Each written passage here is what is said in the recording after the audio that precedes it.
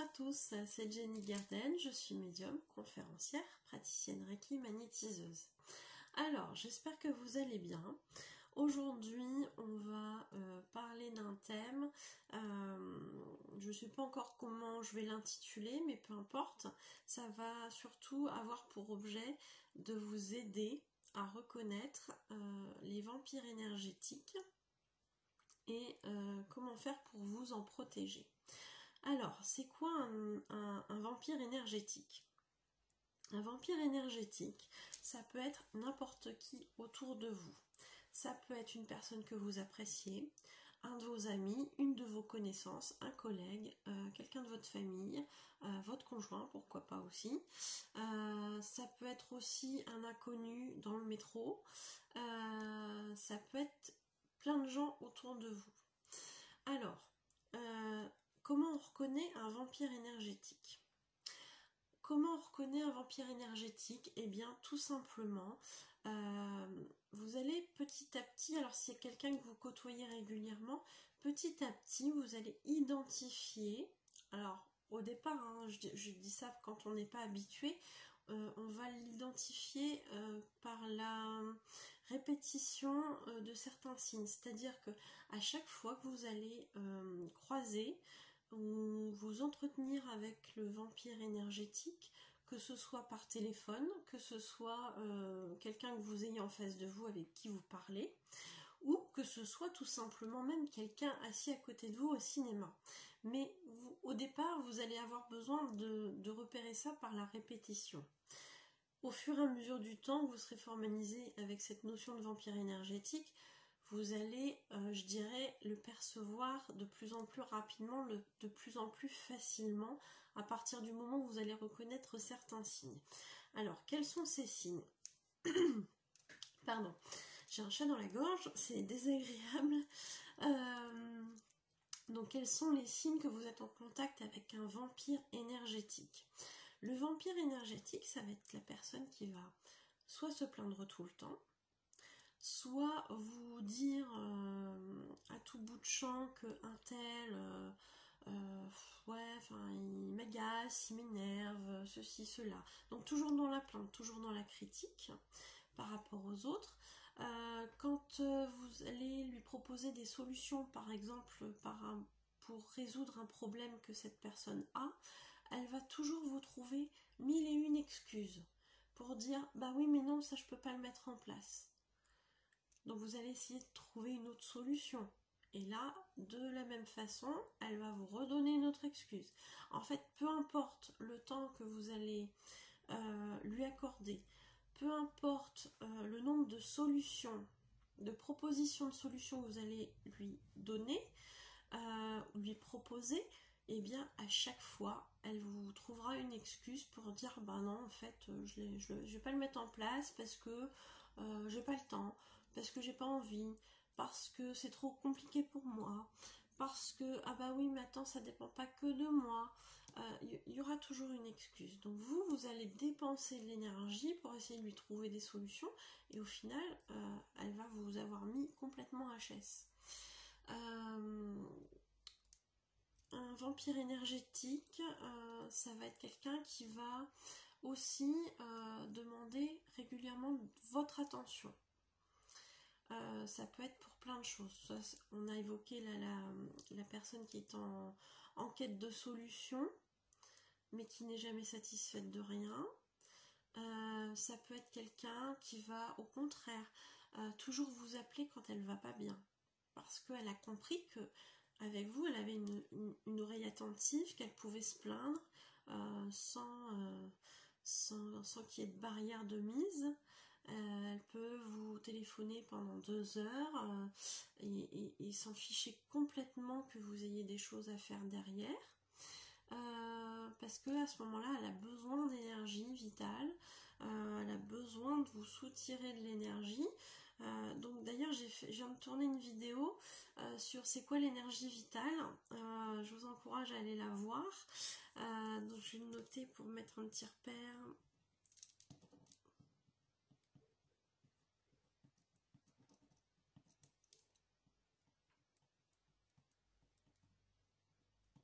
Voilà.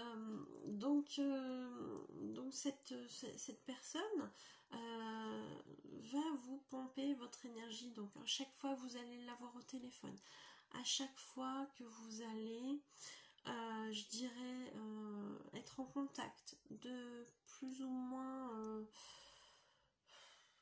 que ce soit de visu, par téléphone, par un moyen de télécommunication, peu importe, à chaque fois que vous allez avoir un contact avec cette personne, à chaque fois vous allez vous sentir vidé, épuisé, vous raccrochez le téléphone, vous dites waouh, juste avant j'étais super bien, j'étais motivée pour faire quelque chose, et puis là elle m'a appelé, enfin il ou elle, hein, cette personne m'a appelé, et waouh, j'ai plus d'énergie, j'ai plus envie de rien, elle m'a complètement foutu sur les rotules. Enfin voilà, ça va être ça le vampire énergétique, quelqu'un qui va vous demander de l'attention, quelqu'un qui va vous être tout le temps dans la demande de conseils, qui va vous épuiser en fait par ses questions, par son attitude tout simplement. Ça peut être énormément de choses, on peut retrouver ça dans énormément de situations du quotidien. Ça peut être dans un travail, ça peut être avec un conjoint, avec une amie. On peut avoir ce genre de personnes autour de nous. Ça peut être des gens qu'on adore, hein, attention, hein, aussi. Mais à chaque fois, vous allez vous dire, waouh, il faudrait que je l'appelle, mais oh non, non, non, non, non, elle va me saouler. Je suis désolée, hein, c'est pas sympa ce que je dis, mais parfois on peut avoir justement cette sensation de se dire non, je vais reculer l'appel parce que non, je sais qu'avec cette personne-là, j'en ai avoir pour 3 heures et ça va être hyper lourd pour moi. Donc vous le sentez en fait déjà que cette personne, elle est pas hyper bénéfique pour vous. Bon, après voilà, on est parfois obligé, hein, dans le cadre du travail ou au niveau familial, d'avoir ce genre de personnes autour de nous. Donc il ne faut pas culpabiliser de penser ça, mais juste de trouver un moyen de se protéger. Ce que je voulais vous dire juste avant de vous donner des pistes de protection, c'est qu'en fait un vampire énergétique peut être un vampire énergétique sans le savoir. Mais il y a aussi des vampires énergétiques qui le font en conscience. C'est pour ça aussi que je vous parlais du métro. Tout ce qui est en lien avec les transports en commun, le métro, le train, le bus, peu importe. À chaque fois, il y a des gens, voilà, qui le font, hein, de manière très consciente, en se disant bon bah moi je vais aller faire mon petit tour dans le métro, je vais me trouver 2-3 cibles là, qui vont bien me recharger, et puis comme il y a plein de monde, ils vont pas s'apercevoir d'où ça vient, donc c'est très bien pour moi. Mais ça peut être aussi quelqu'un de proche qui le fait aussi consciemment, attention, hein, c'est très possible aussi, hein. Après, bien évidemment, quand on le fait en conscience, on peut se dire que derrière, il y a une mauvaise intention quand même, parce que quand on vous vide de votre énergie vitale de manière consciente, il y a la notion quand même d'égoïsme, de prendre de l'énergie à quelqu'un qui n'a pas donné son accord, qui n'a pas donné son consentement. Donc ça peut se rapprocher quand même d'une action qui va vous nuire, ou une tentative pour vous nuire. J'irai pas jusqu'à parler de magie noire, quoique on peut dans certains rituels de magie noire, je pense, utiliser cette énergie vitale à des fins très obscures. Donc je ne vous encourage bien évidemment pas à faire ce genre de choses, parce que dès qu'on parle de magie noire ou de mauvaise intention, il y a forcément un retour de bâton derrière. Donc à vos risques et périls. Et puis pour la personne qui n'en est pas consciente, et bien effectivement vous pouvez pas la blâmer pour ça. Souvent en plus les personnes qui nous le font ne sont pas des personnes qui sont je dirais informées sur tout ce qui est énergétique. Donc vous allez lui dire tu sais, chaque fois que que je t'ai au téléphone, c'est compliqué pour moi derrière, j'ai l'impression que tu me vides de mon énergie, enfin voilà, on va peut-être pas dire les choses comme ça, mais si cette personne n'est pas très informée de l'énergétique et comment ça fonctionne, je pense pas qu'elle vous croit sur parole et qu'elle va changer son comportement.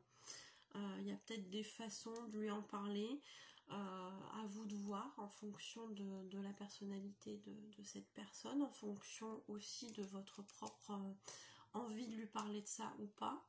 Dans tous les cas, même si vous lui en parlez pas, il y a des façons de se protéger. Une des meilleures façons de se protéger, c'est déjà de repérer ça. À partir du moment où vous sentez que vis-à-vis de quelqu'un, il y a une fatigue soudaine, alors quand je vous dis vis-à-vis de quelqu'un que vous connaissez, avec qui vous êtes en contact, plus ou moins proche, mais que vous ressentez cette fatigue comme ça, mais d'un coup, ou après le contact de la même personne à plusieurs reprises, vous vous sentez mal, fatigué, en perte de motivation, etc. Effectivement, on peut très largement penser que c'est un vampire énergétique. Donc, dans ces cas-là, on se protège. Donc, si on a repéré une personne particulière, je dis une bêtise, votre collègue de travail, ou quelqu'un d'autre après, hein, vous mettez le bon mot qui vous correspond à vous, ça peut être votre soeur, votre compagnon, etc., etc. Pourquoi pas vos enfants aussi, parce que les enfants, voilà, ils nous demandent énormément d'énergie, donc bien évidemment ils ne le font pas en conscience, mais parfois ils sont très très demandeurs. Donc à vous de savoir vous protéger. Si vous avez repéré que ça se passe toujours avec la même personne ou que ça se passe toujours par exemple dans le métro, eh bien à ce moment-là je vous conseille de vous protéger. Il y a un signe que vous pouvez faire avec vos doigts, je ne sais pas si on le voit bien, donc qui va être ça, donc de faire deux boucles hein, comme ça et de les assembler. Voilà. Chaque fois que vous êtes en contact avec ce genre de personne ou ce genre de situation, eh bien vous appliquez cette posture de doigt, on va dire, pour vous protéger. Vous pouvez, alors bon, si vous ne pouvez pas, ça peut marcher très bien quand on a quelqu'un au téléphone, par exemple. Quand on a quelqu'un en face de soi, bon, c'est un peu plus délicat. Ce que vous pouvez faire, si vous avez repéré que c'est toujours dans le même cadre, toujours dans la même situation, dans le même genre de situation ou avec la même personne, vous pouvez aussi mettre votre bulle de protection. Donc on imagine une bulle tout autour de soi, une bulle de protection que l'on va faire juste avant de rencontrer cette personne ou cette situation, où vous savez que derrière on va vous vider énergétiquement. Donc vous mettez votre bulle de protection. Alors après, ce qui est bien, c'est de la mettre soit dans la lumière blanche, soit les lumières, les couleurs de l'arc-en-ciel, un petit peu comme une bulle de savon, ou une lumière dorée, avec la conscience que vous êtes dans une bulle où vous êtes protégé à l'intérieur, que votre énergie vitale reste avec vous. Voyez ce genre de choses, que personne ne peut vous prendre de l'énergie, que personne ne peut vous envoyer de mauvaises énergies aussi. Ça marche aussi pour ça, cette bulle. Donc dans tous les cas, vous pouvez appliquer cette bulle. Donc vraiment, quand vous l'imaginez, vous l'imaginez comme quelque chose de souple, mais en même temps de très solide et d'imperméable par rapport à tout ce qui est négatif. Le positif pourra rentrer, le négatif, par contre, ne pourra pas rentrer.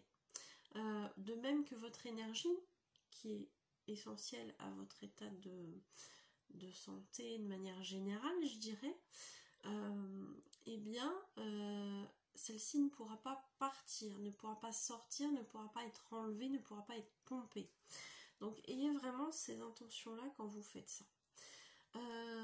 Est-ce qu'il y a d'autres façons de faire? Oui, tout à fait.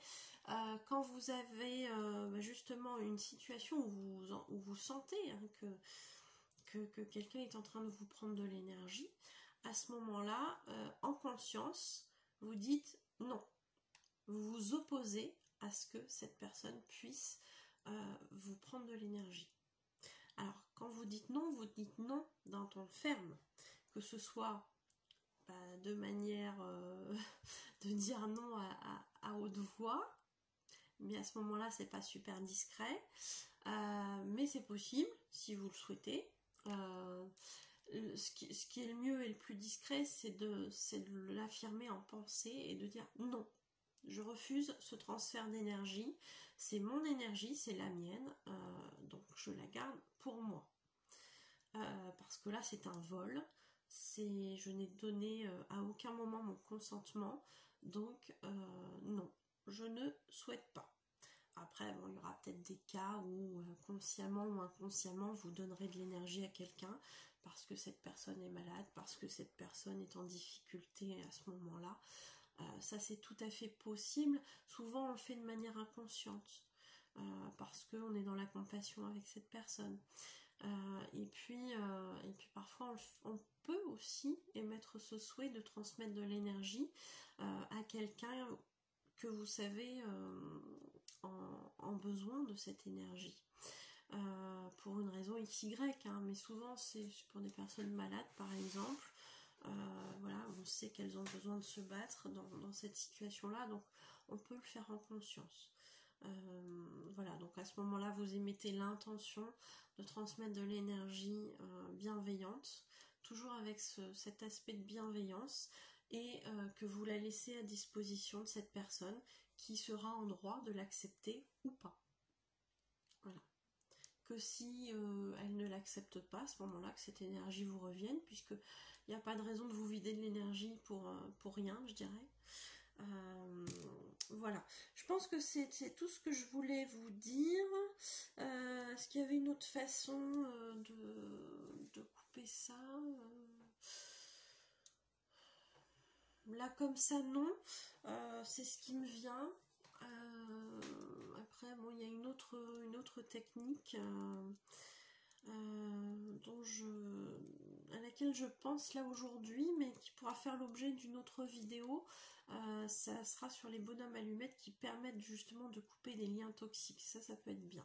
Des liens énergétiques toxiques. Par contre, on ne coupera jamais les liens d'amour avec cette personne dont vous coupez les liens négatifs. Ça peut faire l'objet d'une autre vidéo d'ailleurs. Je vais le noter.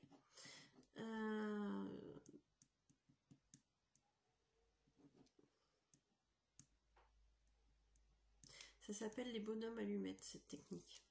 Dans tous les cas, donc dès qu'elle sera tournée, je vous la mettrai en lien, soit en dessous de la vidéo, soit en fiche sur la vidéo, sur cette présente vidéo. Donc voilà. Je pense que j'ai tout dit. Je revérifie un petit peu mes notes, mais j'ai l'impression que c'est tout. Dans tous les cas, restez positifs. Quand il y a ce genre de choses, souvent, je dis bien souvent, ce sont des gens qui n'en ont pas conscience. Donc à aucun moment ne les brimer pour ça. À aucun moment il faut les brimer pour ça parce qu'ils n'en ont pas conscience les 3/4 du temps. Par contre, celui dont vous savez qu'il a conscience de ce qu'il fait, vous pouvez vous permettre de dire que vous savez et que vous avez appris à vous protéger de ça, donc ça ne sert strictement à rien de le faire. Ça permettra peut-être, justement, comme il sera démasqué, qu'il vous laisse tranquille tout simplement. Je pense qu'il ira chercher une autre proie ailleurs.